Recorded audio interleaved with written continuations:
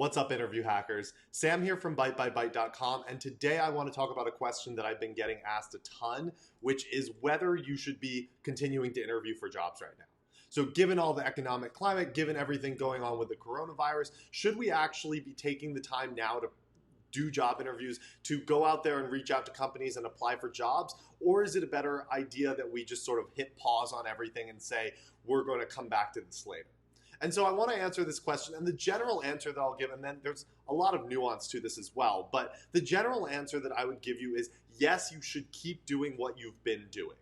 So just because of everything going on doesn't mean that you should, stop everything, that you should totally change your plan. Just because maybe some companies aren't hiring doesn't mean that you shouldn't keep going out there, and doesn't mean that you shouldn't keep applying for jobs. And so here's the nuance, and here's what I want to talk about, because otherwise this is going to be like a 2-second video, right? So basically what I want you to think about a little bit is two things. First of all, if you are in a position now, we are all in a position now where the most important thing is to make sure that we are secure in our current position. And so that means that first and foremost, you don't want to be interviewing for jobs, and you don't want to be like going through this process if you are going to be sacrificing your security at your current job. And so, like, for example, I know what a lot of people like to do is they like to say, okay, I'm actually going to quit my job and I'm going to study full-time for my interviews. Now is not the time that I would do that, right? Now is the time where there's enough uncertainty going on that we want to keep our current job. We want to keep that steady source of income while we're doing everything else. And that could also mean that, like, maybe we're saying, oh, well, I'm going to just, like, phone it in at work and do the absolute minimum, and then use the rest of my time to prepare for interviews. And I wouldn't do that either, right? We want to make sure that we are keeping ourselves in as secure of a position as we can in our current job. But assuming that you have all that down, that does not preclude you from applying for jobs, interviewing for jobs, doing all that stuff. And so I wanted to mention a couple things, because again, this is a question that I've been getting a lot, and I just wanted to share a couple insights and a couple ways that you can think about things.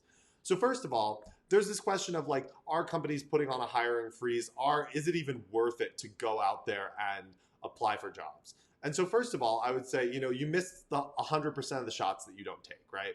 So let's think about this in terms of what is the actual downside right now of applying for jobs. Assuming that you have everything sorted with your current job, assuming that you're not sacrificing stuff with your current job, what are the actual downsides of you applying for jobs?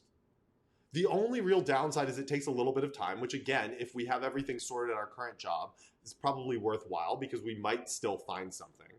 And secondly, the potential downside is that companies will say, like, hey, sorry, we're not hiring right now, right? It's not something where the downside is going to be like, how dare you apply to this company? We're never going to talk to you ever again. I think people get this, like, polarized idea in their mind where it's like, if it's not a yes, it's an absolutely no forever and ever and ever and ever. And that's very much not the case. So I want you to start thinking about, like, what is the actual trade-off here?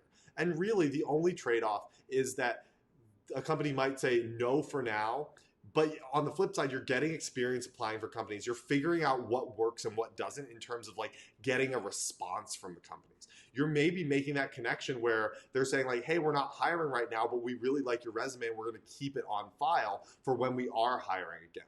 And so there are actually a lot of upsides to continuing to apply for jobs. And the second thing that I want you to think about that goes along with this is you got to focus on the things that you actually can control, right? There's so much going on that's outside of our control. We can't control what the economy is doing. We can't control the spread of the coronavirus beyond doing the basic, like, social distancing, these sort of, things that we, washing our hands, all these basic things. There's not very much that we as an individual can control. But the things that we can control are, like, how we approach our job search, how we actually put in the effort, where we direct our focus. And so by doing this, we are focusing on the things that we can control, and we're able to say, okay, let me, do the things that I can, right? We can't do everything, but let's do the things that we can. And by maintaining that bit of control over our life and our destiny, that will allow you to feel much, much more positive and much more optimistic throughout everything that's going on. Because it's so easy to feel really pessimistic when you feel like everything is out of your control and there's nothing you can do. And so by focusing and saying, okay, I'm going to focus on the things that I can influence and the things that I can impact and the things that I can have some control over, the better.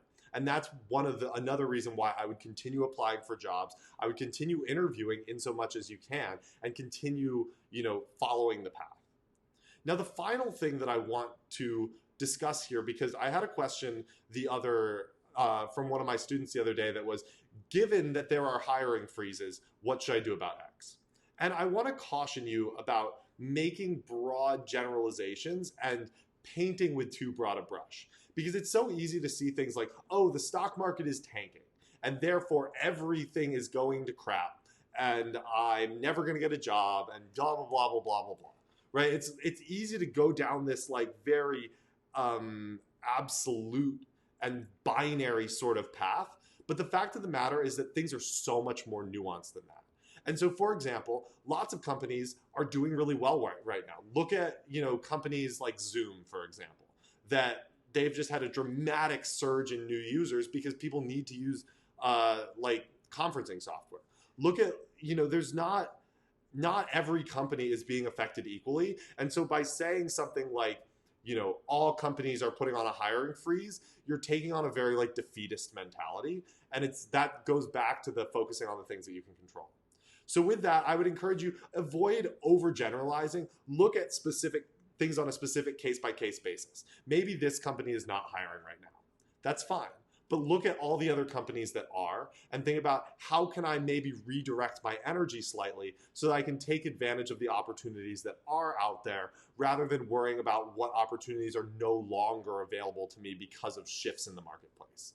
And so with that, long story short, I would highly recommend that you continue applying for jobs, that you continue going through your interview process, that you continue working at this as much as you can, because the best case scenario, you find something amazing. The worst case scenario, you get a lot more experience, you get a lot more practice, and when things, smooth out a little bit, and when things get when the certainty starts to come back and companies start hiring more, you're going to be in a good position to go forward from there.